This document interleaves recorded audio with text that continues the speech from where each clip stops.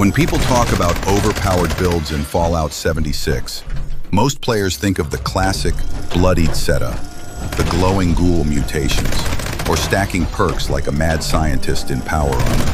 But today, I'm taking you into something far more unhinged, something that bends the rules of Appalachia without breaking them. This right here is what I like to call the Bloodied Ghoul Heavy Gunner. And trust me, this monstrosity hits harder than a super mutant on Too Much Psycho. The wild part? We're running full health, we're glowing, and we still have nerd rage running at maximum power. I know, it sounds impossible. In Fallout 76, nerd rage usually triggers only when you're clinging to life like a raider hiding from a deathclaw. But this setup lets you enjoy the full damage bonus without playing on 2 HP like a reckless maniac.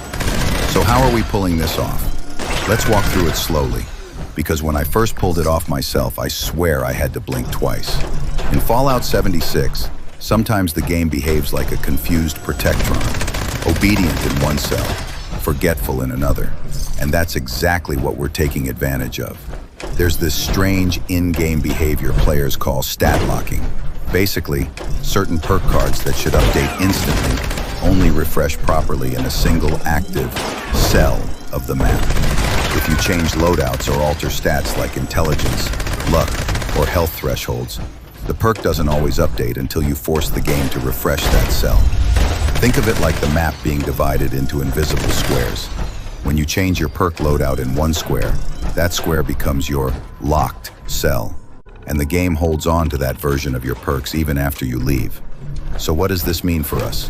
It means you can trigger Nerd Rage, lock it in at 80% bonus damage, then fast travel away and heal, and boom, the perk stays active like a loyal little glitch gremlin.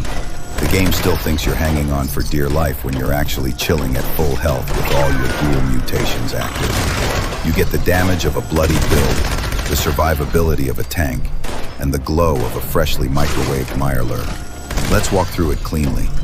You drop your health to below 5%, just long enough to get your Nerd Rage stacked to its max. You open your loadout machine, flip something small back and forth, then fast travel to any new cell. Your camp, White Spring, wherever. Once you land, you heal up to full. Your Nerd Rage stays locked at 80%. And now, you're basically cheating without cheating. The Overseer would probably faint. Now let's talk gear, because the weapon choice is the heart of this beast. I'm running the Gauss minigun, which honestly feels like the developers accidentally slipped a nuclear reactor into a coffee machine. With Furious, Rapid, VATS optimized, and the Conductor's mod, the thing absolutely chews through enemies. And yes, the Tri-Barrel is still the stable option, since the Pentabarrel is acting like a toddler refusing to work properly this season. Once that thing gets fixed, who knows, the damage ceiling might get even higher. The Tesla Coil Dynamo mod bumps up your mag size, and when you're glowing, raging, and blasting, you feel like a Brotherhood experiment gone very, very right. On armor, I'm rocking a full set of Nocturnal Power Armor pieces. Well, almost. One piece is Chameleon just to keep the Nocturnal effect active, but the remaining stars all focus on agility, weight reduction, and limit breaker. With the right combination, especially if you're hitting 16 luck or higher, you're able to crit incredibly fast with heavy guns this season. And because this build thrives on glowing criticals, keeping your glow high is just as important as keeping your ammo stocked.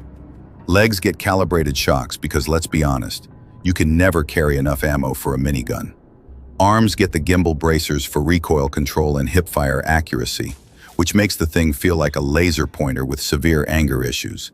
And for the torso, I personally like Medic Pump, though some players swear by the Action Point regen mod that activates while you're taking damage. Either way, both are great options for staying alive while glowing like a radioactive Christmas tree. Now, buffs. Since this is Fallout 76, buffs are basically steroids for your build, and everybody uses them. We're rocking a Big Guns bobblehead, a magazine that boosts either energy or heavy gun crits. Both work with the Gauss minigun. Plus Psycho buff for a spicy little damage boost. And of course, the Holy Grail, Blight Soup. That thing is like drinking pure DPS. Mutations? Oh, we're fully mutated, baby.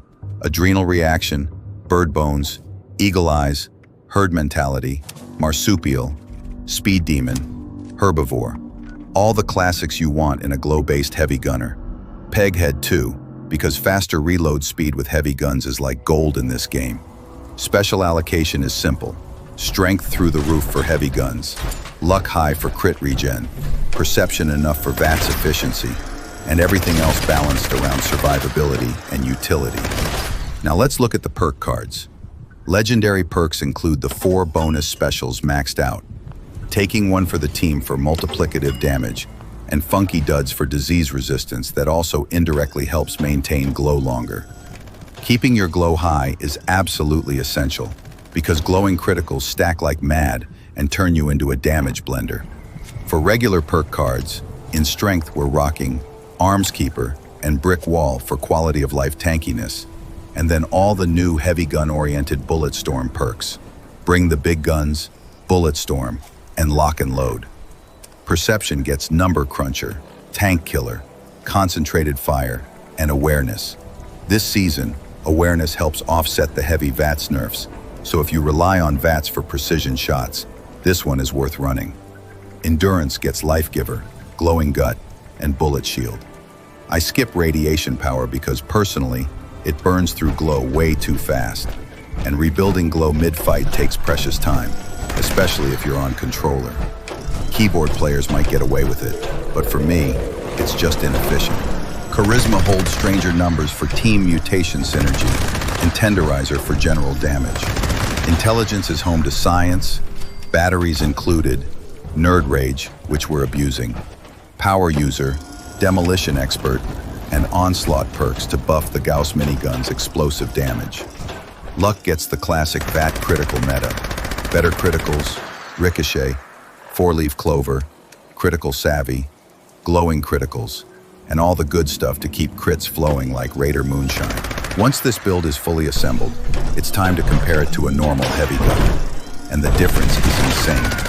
Even before your glow is fully stacked, the Bloodied Ghoul version punches way harder. You watch the damage numbers climb. 3,800, 4,000, 4,500. It just keeps escalating. The snake in the arena melts so fast it barely knows what hit it. Even on a sloppy test run, you get a kill time that makes other builds look like they're firing spitballs. That's the core beauty of the Bloodied Ghoul Heavy Gunner.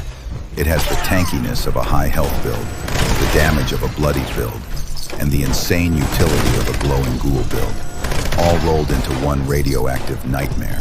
If you're the kind of Fallout 76 player who likes builds that bend the rules but still feel fair, this one is pure joy. It's chaotic, powerful, and honestly, one of the most fun setups I've used in a long time.